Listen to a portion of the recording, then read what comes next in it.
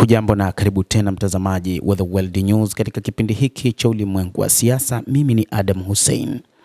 Tovuti moja nchini Israel imefanya uchunguzi na kugundua kwamba Ujerumani inashirikiana na Israel kuendeleza mauaji ya kimbari huko katika ukanda wa Gaza. Tovuti moja nchini Israel imechapisha ripoti ndefu ya uchunguzi kuhusu uhusiano wa kijeshi kati ya Ujerumani na Israel, ikihitimisha kwamba mauzo ya silaha ya Ujerumani yameendelea kumiminika nchini Israel licha ya madai kwamba yamesitishwa kutokana na mauaji ya kimbari ya watu wa ukanda wa Gaza.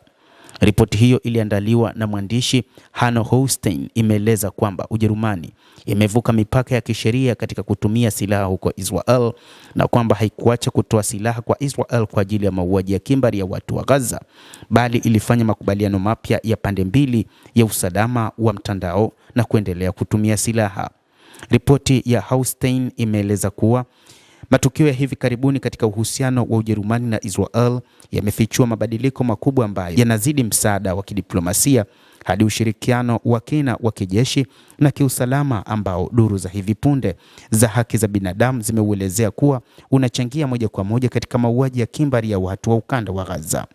Holstein ameeleza kuwa Ujerumani ilitangaza mnamo Agosti mwaka 2025 kwamba inasimamisha baadhi ya vibali vya usafirishaji wa silaha kwenda Israel kwa ajili ya vita vya Gaza kutokana na mashinikizo yaliyosababishwa na picha za mauaji ya kimbari kutoka ukanda wa Gaza na mabadiliko ya maoni ya umma. Hata hivyo, anasema Holstein, Ujerumani iliidhinisha tena utumiaji wa silaha huko Israel mara tu baada ya kusitishwa mapigano Oktoba mwaka 2025, akithibitisha kwamba kusitishwa huko kulikuwa ni mbinu ya kutuliza hasira za umma na sio mabadiliko ya mkakati. Ripoti ya Hanno Holstein inasisitiza kuwa mauaji ya kimbari sasa hayatambuliwi tena kuwa ni uhalifu wa kimataifa, bali ni uhalifu kwa masharti ambao hupuuzwa au kuruhusiwa unapofanywa na mshirika wa nchi za Magharibi.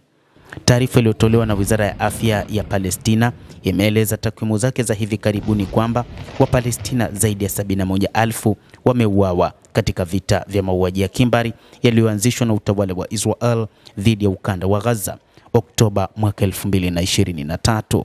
Hata hivyo, ripoti hiyo bado imeonyesha wazi kwamba Israel inaendeleza mauaji katika maeneo mbalimbali katika taifa hilo la Kipalestina na kwamba bado hali ni tete katika maeneo hayo kutokana na kwamba kumekuwa na mashambulizi ya mara kwa mara katika maeneo mbalimbali ya ukanda wa Gaza, lakini pia na hata katika maeneo ya ukingo wa Magharibi. Mashirika mbalimbali ya kimataifa yameeleza kwamba bado hali katika ukanda wa Gaza haijatulia licha ya kwamba kumekuwa na kile kinachoitwa bodi ya amani ya Rais wa Marekani Donald Trump ambayo itafanya kila namna kuhakikishia watu wa Gaza hali ya maisha bora tofauti na ilivyokuwa awali.